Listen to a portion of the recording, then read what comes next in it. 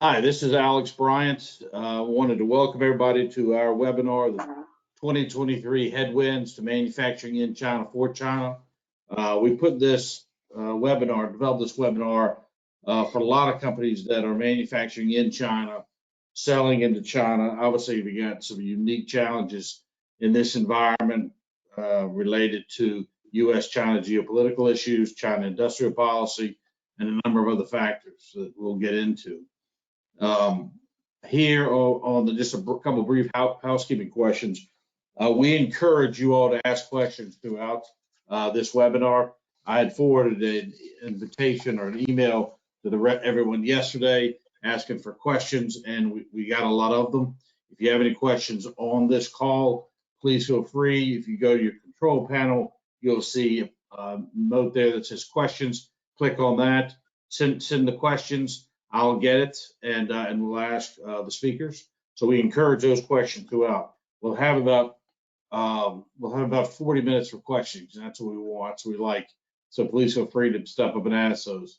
So next, we'll kind of move into the webinar series, just a brief introduction of East-West, then our webinar series, introduction to speakers, parts 1, 2, and 3. Then on part 4, the Headwinds to Manufacturing in China for China, we'll get into the 4 challenges we talked about on the invitation, and then we'll go into Q&A discussions. So without further taking the time, just a brief discussion on East-West. Started in 2005. We operate in 5 markets: China, Southeast Asia, which would be Philippines, Thailand, Vietnam, Singapore, Malaysia, Indonesia, Mexico, Central Eastern Europe, and then the U.S. And all the people at East-West, all the executives, are all located in these 5 different markets. And all of them have one qualification, which is they have run Western multinationals on the ground in each of these different locations. Southeast Asia, China, Mexico, Central Eastern Europe, here in the U.S. So our clients are going to lean into us really for support on operational issues, supply chain issues, commercial and risk management. Operational being moving plants, closing plants, site selections, establishing new facilities. Supply chain being identify, qualify, supplier audits, a lot of supplier improvements. The commercial side is obviously developing sales into these different markets. And finally, on the risk management, we've got police, ex-military, and ex-police in these different markets. And we'll do a lot of background checks and performance improvements and background evaluations of primarily of new suppliers and of new employees. On the supply chain base, which we primarily do it to make sure that new suppliers do not own competing interests to our clients, right? And then you can see our experience in different industry sectors. Here are the 5 markets we've talked about. So let me get into part 2 here, the webinar series. We'll be doing these 4 webinars additionally in 3rd quarter. We'll be doing some more in 4th quarter.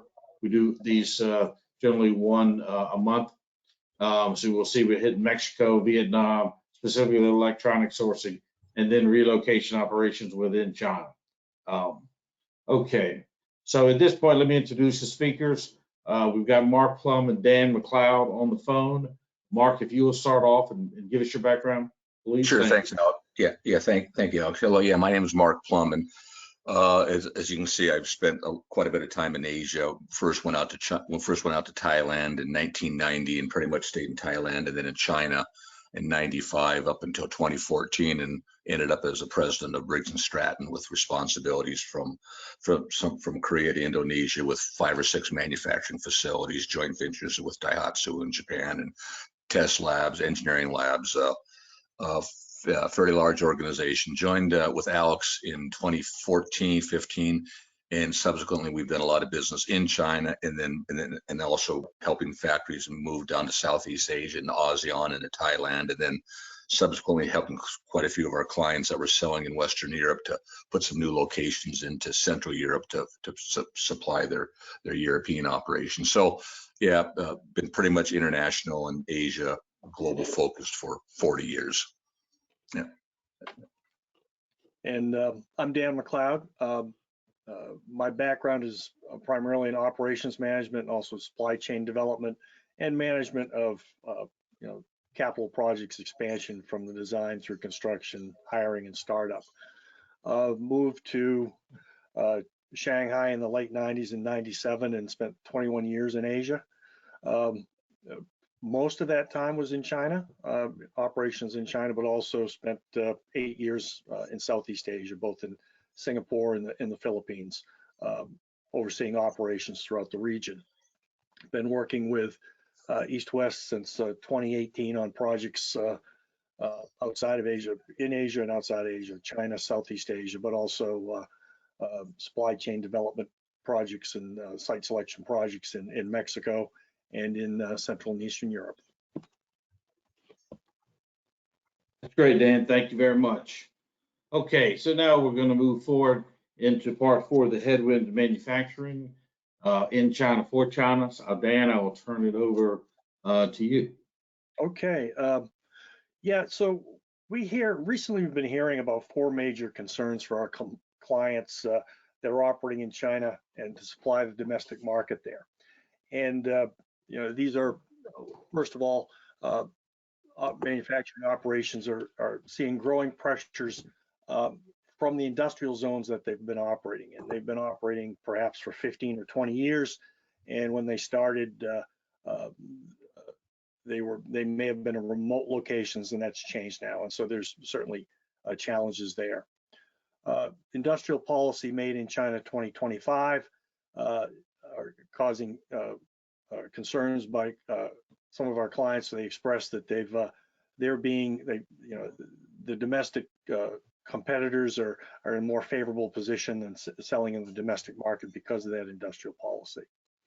We're also seeing, coming out of COVID, where folks have not been able to visit, just now being able to visit their operations after more than 3 years. And there's being able to manage those, the performance of those organizations and manage them in development and of both their people and their commercial interests there have been a challenge, and trying to recover from that. And then more recently, trade restrictions on imports of some sensitive products or components or raw materials have been disrupting their operations. And so we'll talk in some detail about the first 2, and then cover the second 2 as part of our question and answer discussion today. So thanks, Alex. So I mentioned companies that have been in operation for a number of years are increasingly seeing restrictions on their ability to grow and expand. In some cases, the business parks, the industrial zones that they're operating, are saying, well, we're happy to have you continue, but you can't expand your operation. So, applications to install new equipment or processes, or even to, increase their energy consumption are being denied. So it effectively puts a cap on their ability to grow a business from that site. As I mentioned, many companies, when they went there 15 or 20 years ago, they were in rural areas or on the outskirts of major cities. Well, those cities have grown and continue to grow and develop, and certain industrial parks and industrial zones are being rezoned to commercial or residential, and companies are being asked to leave those. Some cases, particularly for some years now, 5, 6, 7 years, and the chemical industry in particular has been faced with move to relocate from general purpose industrial zones to very specific chemical industrial parks, and that's been a trend that's been going on for some time, but it is continuing to occur, and has impacted several companies we talked to, and with the potential to impact more in the future. And then over time, suppliers and customers have moved. We've talked to a few clients in particular that set up operations in the south of China, and they found over the years that their supplier base and their customer base has relocated, sometimes west, oftentimes to East China. And they're geographically challenged due to transport and logistics costs. They're just not close enough to supply those customers anymore, or they're forced to carry increased inventory on raw materials due to distance from their suppliers. And so they're facing the challenge to relocate. Next slide, please, Alex. So, so if that's the case you're in, certainly there are some opportunities there. You may, if you've been located at a particular site for a long time, you've probably exhausted any incentives that you first gained when you move there. But if you do move, it's important to realize that there are still opportunities. FDI, foreign direct investment, is still a primary KPI for industrial zones, and so the zones are still looking for foreign investment in particular to drive that. So and also recently the slow economy in China is making industrial zones very much marketing to foreign clients to increase the investment there, looking at new companies to fill the gap in the economy. And subsequently, there are still incentives available. There always have been to a certain degree, but we're seeing a little different complexion, a little different market basket of incentives available. We see things from grants, particularly around design, the establishment of design centers and R&D facilities, higher end applications that bring in more technically capable and generally higher paid employees are welcome. Seeing grants to offset the cost of automation, which is a bit different than what you'd see in the past, where it was around maximizing employment. Now we see more along maximizing the technology, and that would include automation, and it would include higher skilled, higher paid technicians to operate those facilities. And green manufacturing, there's a variety of definitions of that, but there are grants available to support those types of manufacturing operation. Tax rebates are still very much available. Investment rebates, so partially offset the cost of equipment, whether that's imported or domestically procured equipment, those are available. Land subsidies, primarily related to the size of your business and consequently the anticipated tax revenue, but subsidies on lower cost land are certainly still available. And then one thing we see more of, which is a more recent development, is around subsidies around HR for senior managers and senior technical staff. Postgraduate PhD level positions are being incentivized with grants on income, subsidies for apartment or rental or even home purchases, retention bonuses if those people are retained for more than a few years. There are retention bonus schemes available, and performance bonuses, which are really related to if a business exceeds its revenue projections, then there are bonus schemes available to help compensate and reward local managers for those companies. Next Hey, slide. Dan, we just had a question. Just pop up. Question is to you, Mark. When you all were putting in facilities in the late 90s and early 2000s, did you ever see anything related to this HR bonuses, particularly retention and performance? I didn't at that time. There were some housing subsidies I would see from, I recall seeing, but so much less emphasis on sort of the HR piece of this. Yeah, I would. This is Mark. I would agree. I put several facilities in the Chongqing area and several in the Jiangsu province, western Shanghai, and land incentives, training incentives, tax incentives for sure. But at that time, I never had the government helping to pay my employees bonuses. This is something new. Okay. Mm-hmm. Okay, and so also faced with the relocation, many companies are considering looking to smaller cities, and this has been a government policy for the last 15 years. The Go West policies that were promoted some years ago to develop inland cities, tier 2 and tier 3 cities, and this was it was a tough pot 15 years ago for a number of reasons, but change there are changes now, certainly changes that are making these cities more attractive. First and foremost, you've got supportive local governments in this area that are generally looking for investment. Now, that's always been the case, but they still remain there. Generally, lower costs, particularly around labor costs, are available, and that's always been the case, and it continues to be the case. But the wage gap between the inland cities and developed Shanghai region, for example, or Guangzhou area, is that gap continues to be large, and so it's an opportunity for manufacturers. Huge transformative change in the transportation infrastructure. We're all familiar with the rail infrastructure, being able to move people around quickly around the country, and but in addition to that, an airport and air freight development has been substantial in the last several years, and the highway systems now have really transformed trucking routes.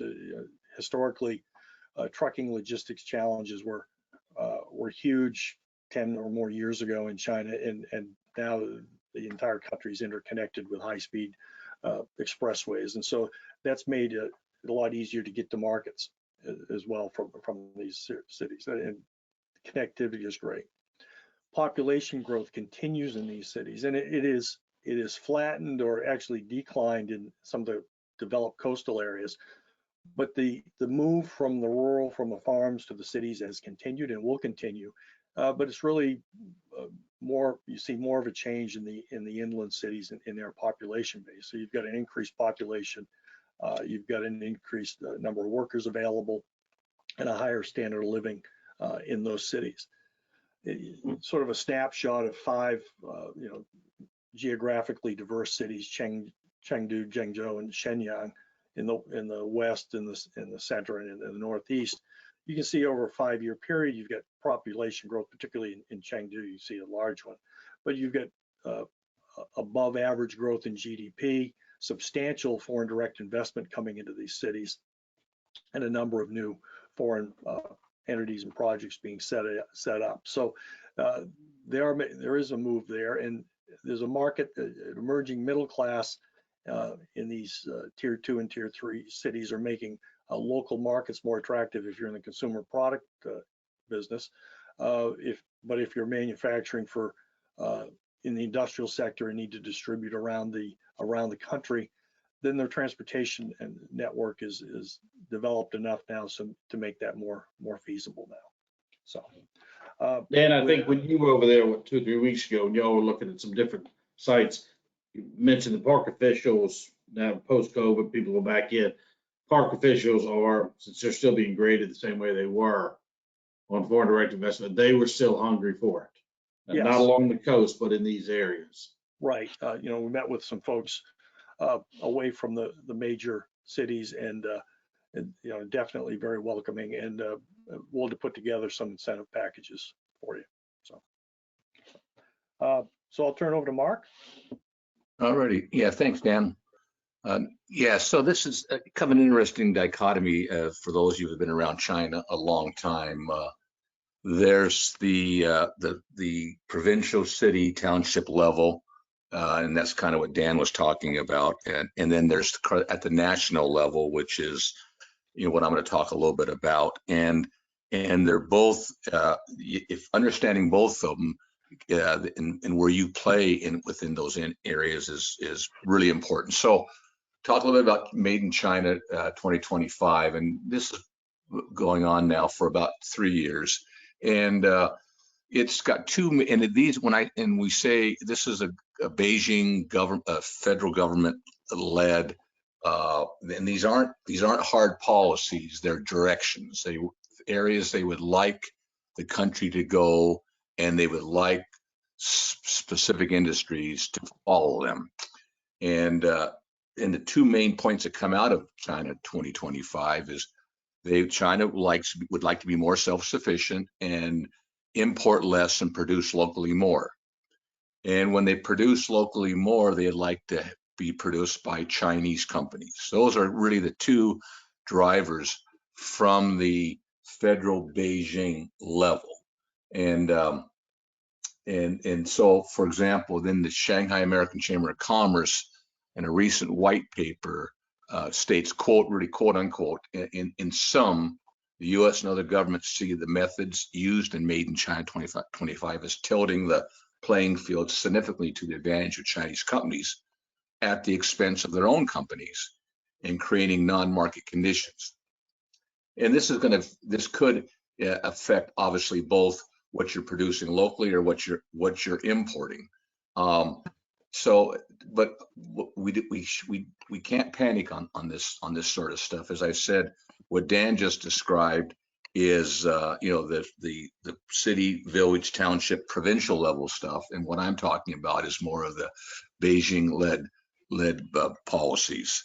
The saying, as everyone probably knows, in China is Beijing is high and the local country is close by, meaning if you're in Chongqing, you may not have to listen to Beijing all that much. So anyway, that's from the federal level. So these are the industries that the government is really trying to promote, and we know all this. I think all you people on the call would know this. It's AI, robotics, aerospace, rail, EVs. As we all read, EVs now they have the biggest market in the world, and the biggest manufacturers in the world are now Chinese EVs. And the new materials, which is a lot of that is actually with the batteries and that sort of stuff. And depending what you're in, they may have some incentives, some some technology, some government subsidies. So you have to view these through both the provincial, township, village level, as well as the federal level, and kind of see where you come out of all of this. So, for example, if you are somewhat targeted, and we'll go to the next slide, Alex. If you are kind of in the spotlight, meaning you are producing something that the government would like to localize, and you're a pretty big player, and your customers, maybe they're OEMs, maybe they're end users, maybe you're a tier 2 or tier 3, you could be under some pressure, right? And maybe Beijing has kind of got an eye on you a little bit. So several things can happen. We have some clients, frankly, that are relatively small. They're being watched, but they're a small piece of the Chinese SOEs, and it's not really worth the hassle for the SOE to make the change to a local supplier. And as I said, they're in the western, they're in the Chongqing, Chengdu area, so they think they're okay, and they don't have to make any major changes. We have some other clients now that are feeling some pressure, and there's really kind of two ways to maybe, where you can reorganize to be local, or at least to seem to be local, and that gets some of the pressure off your customers and your potential clients. The classic way, as we all know, we went to China 25, 30 years ago. We started out with joint ventures. If people that are on the call remember the early days, then that was kind of awkward. So then we went to the WOFIs, a wholly foreign-owned enterprise, and we ran those really successfully for 10, 15, 20, 25 years. So now some of the thoughts, some of our clients, and working with some of our tax people, is maybe we need to kind of wind those down a little bit, but continue, because now we've established trademark, trade license, trade names, and IP, and both of those are enforceable in China. So some guys are moving more to a trademark and an IP license agreement, but before they wind down the WOFIs, they begin to try to pay dividends to get some of the capital out, and so then there's no real issues, and then they set up a flow of income stream through their trade names, trademarks, and IP different agreements. Another way that, and this has been around for quite a while, going back before when I first went to China, and in the early 90s, if you needed to have a local partner, you might set up a manufacturing entity and then separately have a sales and distribution entity. And so right now, if you have a WOFE that's licensed to manufacture and sell what you produce and what you import, you may want to rework that to make it on only a manufacturing entity, then set up a distribution entity, which would be Chinese owned, and that would allow you to continue with your IP, to protect that, of course, and but at the same time present to the local authorities and your customers that you're a Chinese company.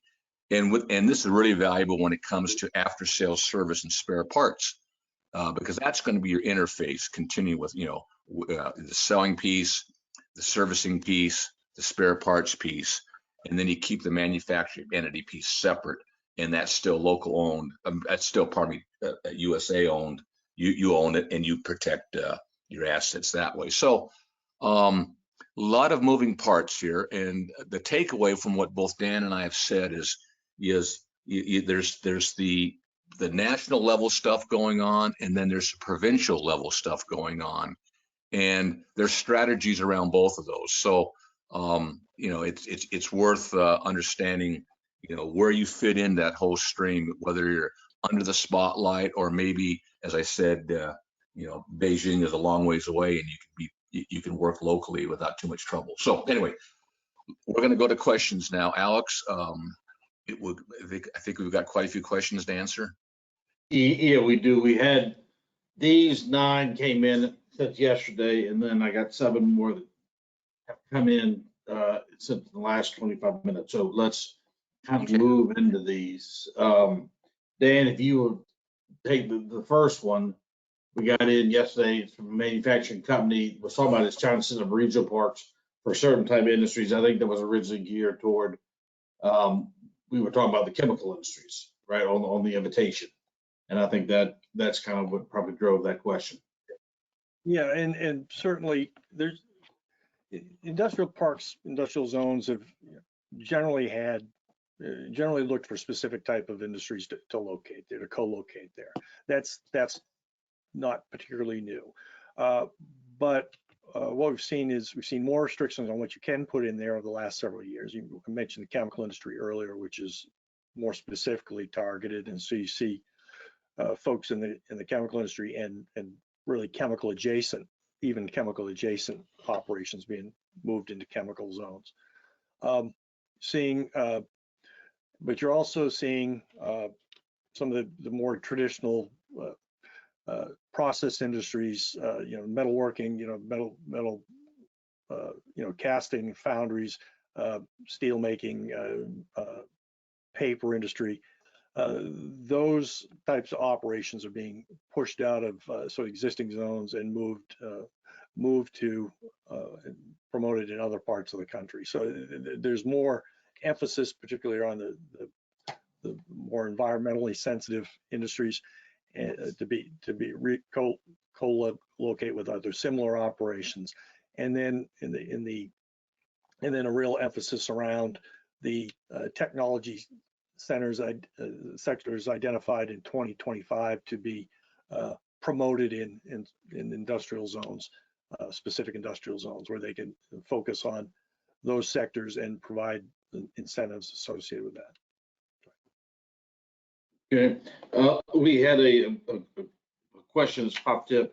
It was emailed to me. It's a company. They've got 2 facilities. The question is, any advice on how to compete as a U.S.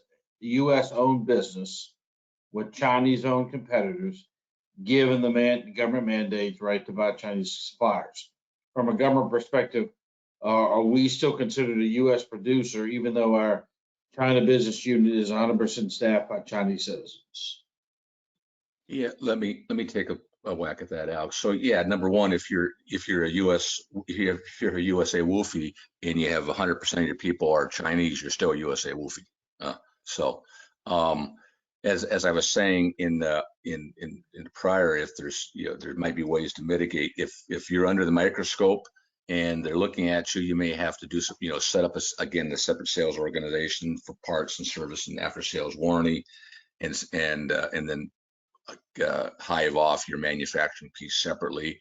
Or if you've been there long enough now and you want to kind of wind down a little bit and get some dividends out, then put together a license agreement with your customer, and or a trademark agreement. And as I said, they're very enforceable. They weren't always enforceable, but in the early years, but now there's been some good cases where the foreign companies have actually won. Anyway, so that's important. So and then depending where you're at, is we talked earlier when Dan was talking about kind of the regional, provincial, city, village level. Sometimes you can get more flexibility with local governments because they want the FDI.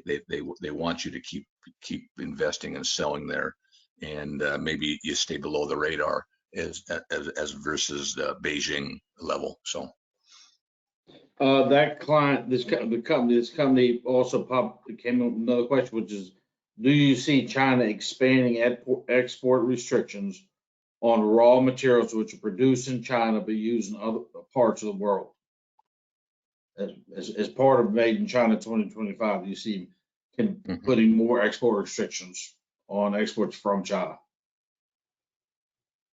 Yeah, Dan, you want to talk maybe a little bit about the battery and some of the materials? Yeah.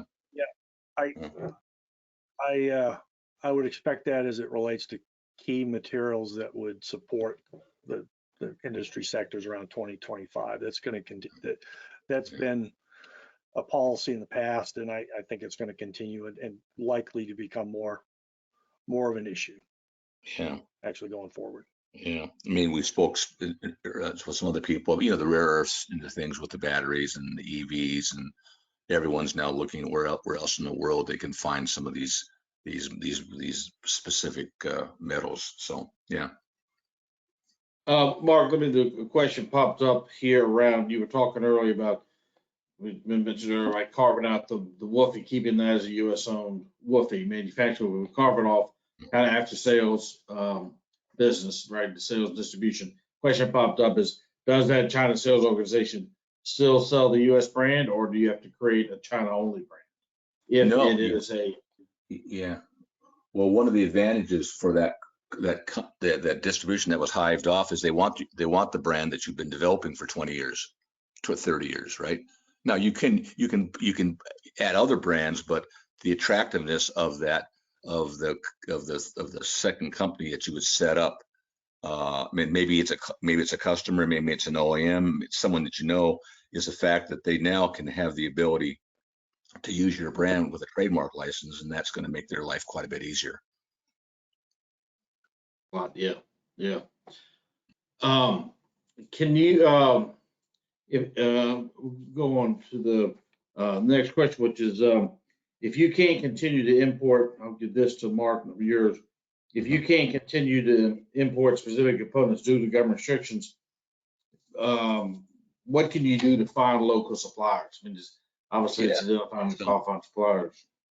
Well, yeah, this is something that we do, and we've all done if we've been in China a long time, and that's you're continually trying to develop your suppliers and your tier ones, your tier twos, meaning you went there originally and set up a bunch of suppliers. You got off the boat, so to speak, went to Suzhou and set up a bunch of suppliers. Then as the years developed, you found new suppliers and continue to find new suppliers because you want to keep your costs down, et cetera, et cetera. So it's the same thing that you go out and you begin to you survey the market, you find out what components and products are available in the market.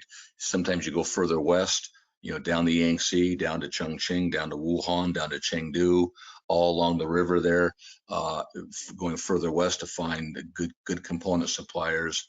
And then you have to then balance, how much technology do you need? How much technology were you importing? Maybe that's not so important anymore. Maybe you can maybe now with the local suppliers upping their game, you can find, again, and all of us have had a lot of really good experience, really from Nanjing to Chengdu to Chongqing along the Yangtze River with all the different cities that have historically been strong manufacturing bases. So yeah, it's something we do, and companies that have been in China a long time naturally know how to continue to go out and try to find new suppliers. Yeah, the question popped up here that talking about this idea of going out to Chongqing or going up north, are there any circumstances where you get financial help from the business park or the local government officials if they're telling you to relocate, or they're telling you that they're going to stop you from expanding your manufacturing using any more additional electricity? Any way to get money from the government officials to make that move? That'd be Dan. Why don't you take that one? Yeah, I mean, sort of in a nutshell, if you're being told you need to relocate, then it's a negotiation with the local park or the government for some sort of compensation to facilitate that move. And that's a fairly common situation, outcome again, but it's a negotiation. If it's inability to expand, if you're not being told that you need to move, you can't get the power, your application to expand or increase operations are declined, then there's very little that you can do about that. That's you're not going to get compensation for that. Yeah, we've seen that on a couple occasions. A follow-up question to that was, someone asked here about opportunities emerging western parts. So I guess that's moving further out west. They said there's a trade-off. Is it easier to do business further out west, or where we're talking about Chengdu or other regions? That's about as far west as you should be going, Chongqing, in that area.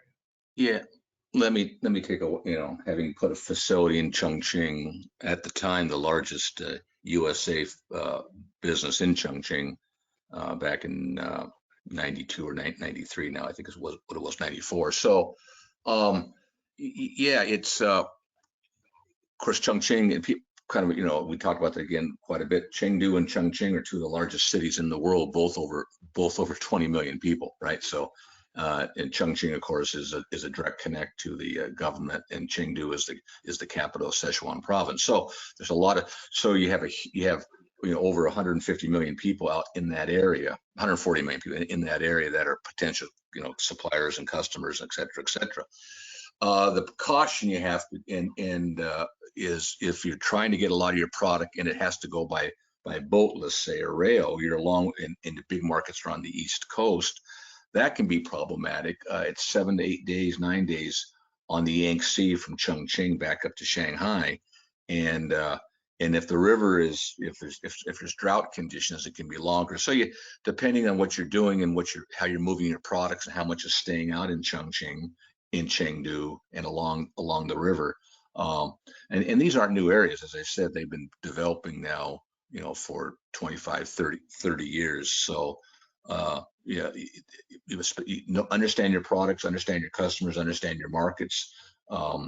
You may not want to move to Chongqing if you're a tier 1 and your major OEM is in Shanghai. You may not want to move to Chongqing to ship your components back to Shanghai. But if you're feeding a lot of the OEMs that are out there, then perhaps that works, or the consumer market.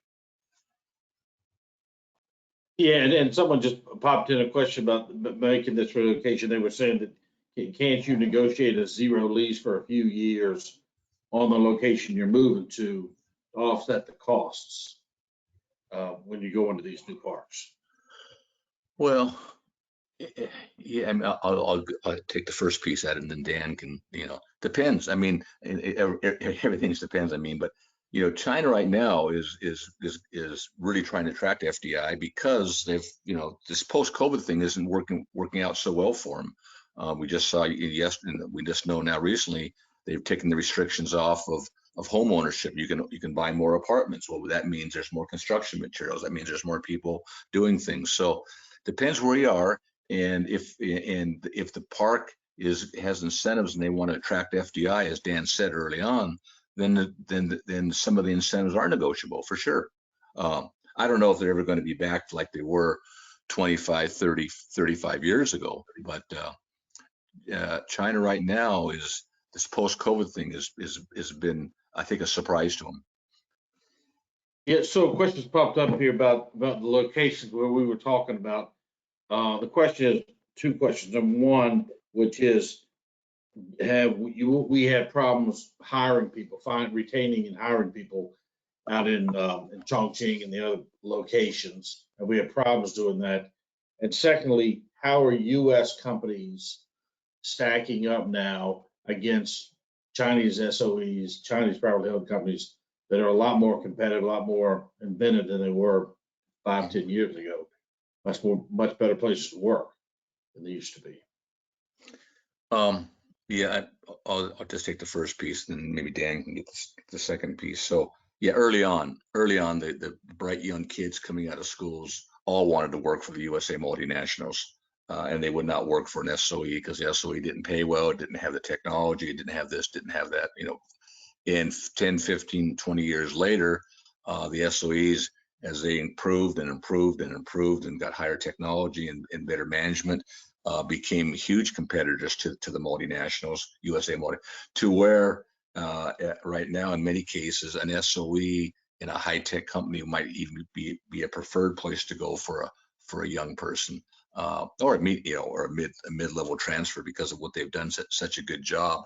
And quite frankly, sometimes the multinationals, they hire, then they let go, and they hire and they let go, and SOEs typically don't do that. After they consolidated them down, I think they took 20,000 SOEs out, and consolidated back in the mid to late 90s. And then of course Chongqing and Chengdu, I mean, all the auto guys are out there, all the motorcycle guys are out there, the chip guys are out there, Microsoft's out there. So there's a lot of talent in those areas. You just have to compete for them. Dan, would you add anything to that? I mean, second, what Mark was saying is that, state-owned enterprises, particularly in the technology sector, in the sectors that are being promoted through Made in China 2025, are, they're seen as progressive and the more aggressively developing and more aggressively investing in R&D and product development, and so they've become more attractive to graduates of engineering technical schools. Certainly, that's one thing we see. Questions come in. You mentioned the question came in. You mentioned earlier underperforming manufacturing operations in China, and their question is that they've been obviously operating like everyone has, kind of remote management from the U.S. for the last 3 years. And so the question was, they've got some concerns for the training, hiring, compensation that's going on right now in their operation, right? And they've been at it for 3 years. They're going back. The question says they're going back in September. What do you recommend for them to kind of get back engaged with those employees to make sure the compensation, the training practices are in line with what their competitors are, in line with the rest of the market? This is Mark. So, and like a lot of companies who haven't been out there for 3 years, and they haven't been able to, they got issues maybe with organization, they got issues with product, they got issues with markets. What we see and what we recommend a lot of times is getting back in there, and from an organizational standpoint, start doing having you yourself or use a third party to come in and do the whole skip level 360 interviews, and to make sure everyone is kind of in line and in tune with what's going on, and you don't have maybe senior managers that have taken some advantages that they shouldn't have taken because of absence of oversight over the last 3 years. And that's really, we think, quite critical, because if you start interviewing the GM's first line employees, okay, fine, and then one level below and then one maybe above, and do the 360s, you might find that there's some interesting things that you didn't realize were going on since you hadn't been there for 3 years. So that's critical. And of course, product development.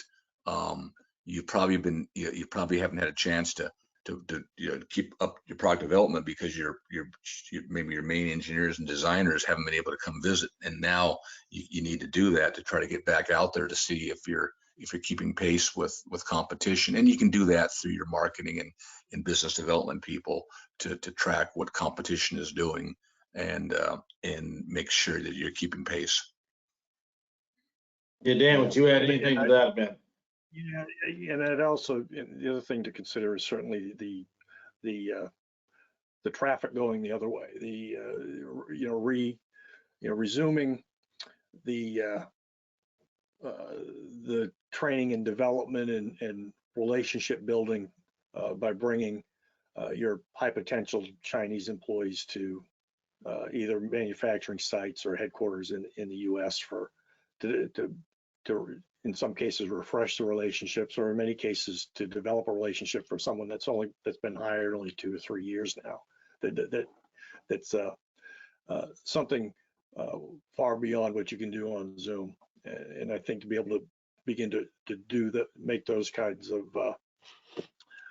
development trips, start those again is key for companies that want to try to rebuild the organization after 3+ years of COVID restrictions. Follow-up question they had was, I'm sorry, Mark, you have a comment? No, I was just going to say, just to follow what Dan said, this is an effort that the headquarters really has to put it. But a lot of times people now just don't want to go to China that often, or they don't. What we recommend is you get the direct connects, get your HR people working directly with a senior HR person as kind of a mentoring kind of program, and your marketing people and your business development people to set up kind of mentoring operations. So because the Zoom is kind of sterile, right? If you can make those visits back and forth, and then in your local teams have the mentor, the direct connects with senior management. And I say senior management at headquarters. That's extremely valuable. The question popped up here. Given the market, this company's got 2 facilities. Looks like one's in Ningbo and one's in Wuhan. They're saying that their turnover is pretty low. The question is, given the fact the economy obviously is not where officials want it to be, the low turnover probably may be related in large part maybe to the economy. It's not a good job market. So there were questions: is now the time to be doing the training since we're getting back into these facilities?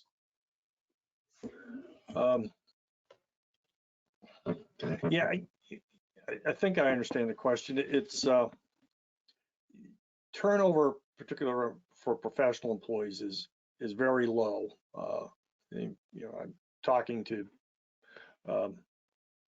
colleagues and friends and acquaintances in China that that people are definitely afraid to change jobs because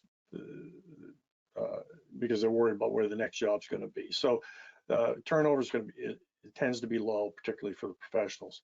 And I think it's a good time to focus on the development. It's a good period to foster loyalty, long-term loyalty, because that's likely to change in the future. The economy is going to pick up at some point, and people become more mobile. So there's an opportunity now to strengthen those relationships and build loyalty and set up for hopefully better retention, lower turnover in the future. Another question popped up here. This was again on the economy. It was talking about since the China economy is not growing as quickly as China wants it, do you think the government officials or business park officials will be less aggressive in trying to upgrade these different business parks to high value sectors like technology, pharmaceuticals, as they were on a quick effort to do that pre-COVID? But given the economy is not so good, given the fact we're coming out of COVID, people go back over there, do you think the park officials or the government officials will make that real push to get them into more technology and higher level customers, or do you think they will kind of put that on hold for a temporary period of time? Dan, why don't you take that? Yeah, I think there'll be a respite. I think there'll be less pressure to turn, I guess, to turn over property and sort of change the makeup of the companies in various industrial zones. I'd see it as relatively temporary.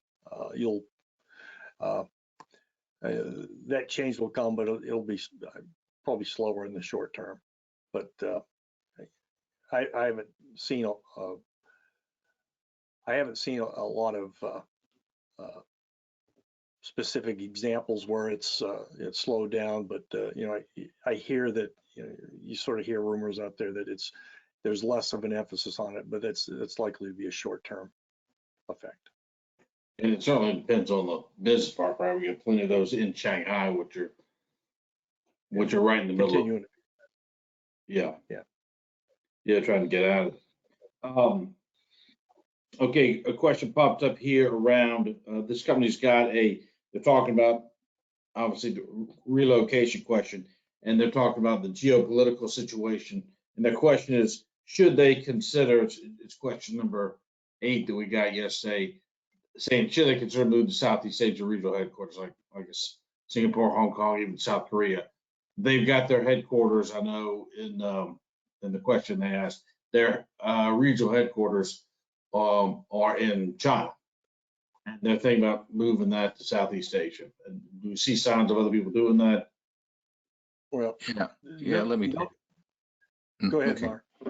No, I was just going to say this has been kind of a pattern for 30 years, 40 years. In other words, early on, no one wanted to go to China and actually live. This is back in 80s and 90s. So you set up in Singapore, you set up in Hong Kong, and then you went in on a weekly basis, and et cetera, et cetera. And the expats live back in those countries with their kids and the international schools, et cetera, et cetera. Then, of course, China opened up, and an exodus really of if you're going to be in China, you went to China, and a lot of companies then set their whole Asia headquarters up in Singapore, in China, in Shanghai or Beijing or Guangzhou, and that went on for quite a while, and then starting a few years ago, people began to realize China in itself is quite a bit different than maybe the rest of Asia. So let's set up a China entity for China, and then an Asian entity. And sometimes that entity for Asia was in China. General Motors did something very similar to that, for example. Or sometimes that Asian entity was taken back out to Singapore or Hong Kong. So then now it's progressed even further because of COVID and living conditions and the schools being shut down, et cetera, et cetera. Expats don't want to go back to China, the senior expats, for example. And so they're kind of getting back to the Singapore situation. Hong Kong sometimes is going to be a little bit problematic because of the restrictions on telecommunication and things because of China. And what we found recently, and that's why we listed, I mean, that's why South Korea, we have some friends of ours in businesses that now run their Asia, they run China and their Asia out of Seoul. So, you have to look at kind of the history and what's happened. And right now it's kind of back on. It used to be Singapore, Hong Kong, Singapore. Now, in some cases, it's going to be Singapore, Seoul. And we don't think Hong Kong is going. I mean, if you're there now, fine, but a lot of people wouldn't go there now to set up a regional headquarters. Yeah, I carry on. Hong Kong is, nobody's going to Hong Kong. Financial services may stick around, but between 15 and 20% of regional headquarters, U.S. company regional headquarters, have moved out of Hong Kong in the last 5 years. Yeah. Similar percentage Japanese regional headquarters have moved out of Hong Kong in the last 5 years. And even there's no confidence in separation of the legal system. Companies are not using Hong Kong as a base for arbitration in their contracts anymore. That's gone by the wayside. And in the long term, there's serious concerns about whether there's going to continue to be an independent Hong Kong currency, and so that's likely to turn the financial services sector into turmoil. But that's down the road. But short and long, but nobody's looking at Hong Kong. most, 80, well, they survey 80% of the people they talk to on relocating regional headquarters are looking at Singapore, but that's okay, but that's, property values are going up, rental costs are going up, salaries are going up in Singapore. So that creates challenges with, companies looking to relocate there too. So that's not an easy answer either. Yeah. I think all right. I know we're getting close here. We've got a couple more questions. Question popped up here. This is talking about they have a client. There's a company on the phone, and they have a client that is servicing the U.S. market. And that means servicing the U.S. market from their facility in China. And then they've got a second facility that only services the China market. And they're looking at Mexico, and they're seeing more and more Chinese manufacturers getting out of China, trying to get into Mexico, trying to get in the service U.S. market. Do you see that? That's not necessarily related to selling into China, but there's a question popped up. Do you see more Chinese firms moving into Southeast Asia, moving into Mexico as to compete against U.S. manufacturers? Well, yeah, I'll let Dan handle the Mexico piece because he's got some information on that. Yeah, I mean, as far as moving into Southeast Asia, that's been going on. The Chinese, whether it's Vietnam or Thailand, going on for 10 or 15 years, and a lot of times it was to try to get around some. This is before the most recent tariff barriers. This is when we had tariff barriers on specific industries, as in textiles.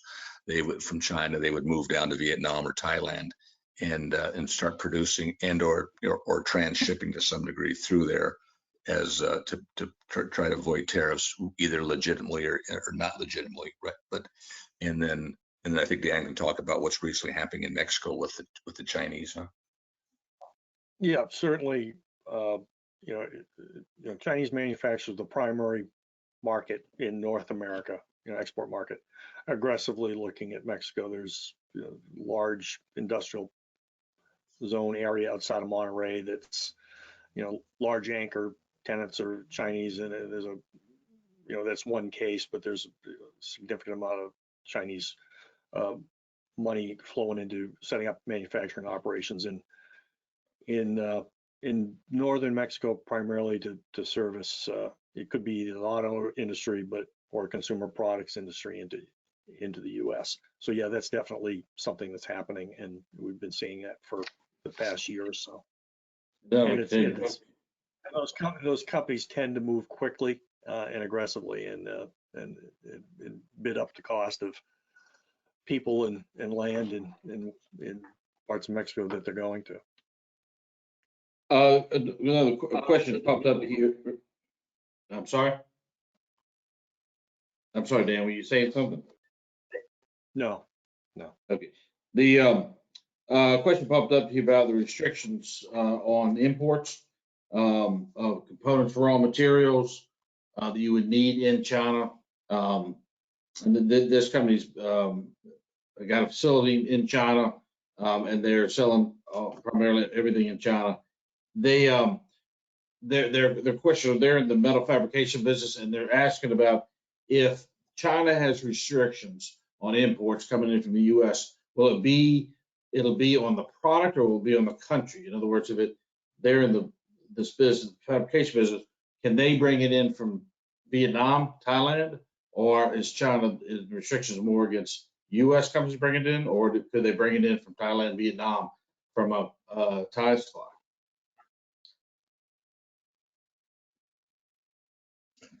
So yeah, that's a very good question. Actually, we just had a discussion about that a few days ago. So it's kind of yes and yes. If they put a restriction on a company on a widget, then it doesn't matter where that company is located. That widget's. If they just put a restriction, sometimes on the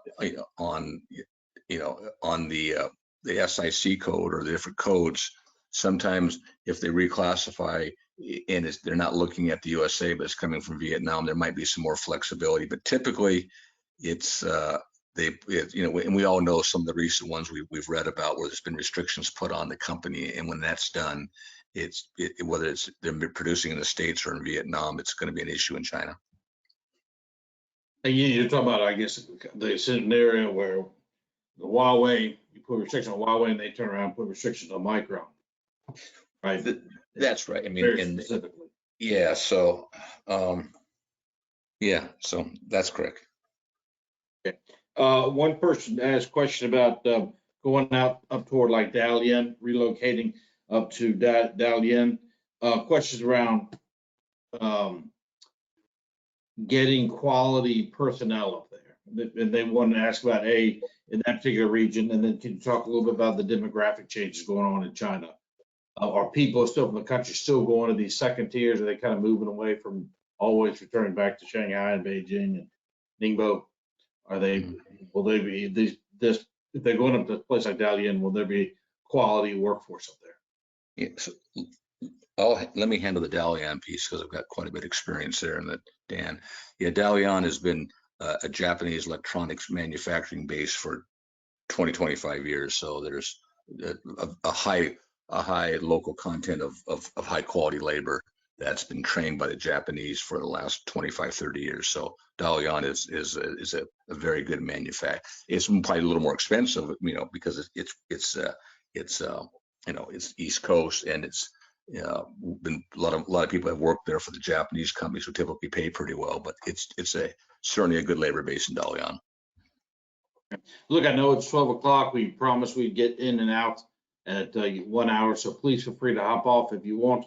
We've got 2 more questions that popped up, so I'll go ahead and ask those, but it is noon, so please feel free to hop off if you need. This was a company just wrote in, talked about the fact that it was a smaller manufacturer. They've got a manufacturing plant in China. They manufacture in China. Primarily, most all their products are staying in China. On the other hand, they do import fittings and items like that into China from the U.S.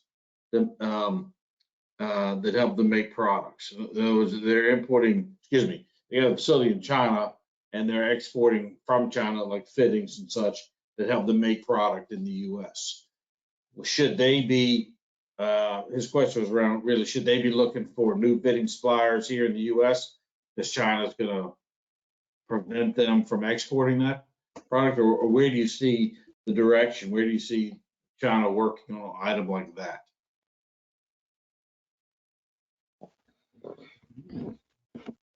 Yeah, Mark, I will turn that over to you. Well,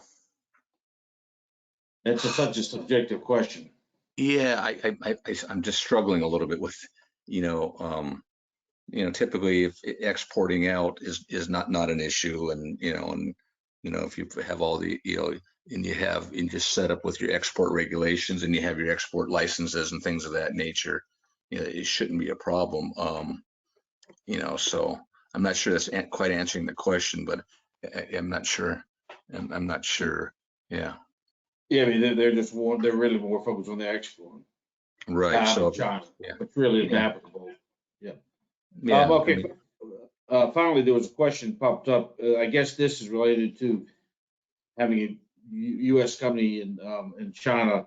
The question was around U.S. companies acquiring Chinese firms, right? As part of this effort, particularly now.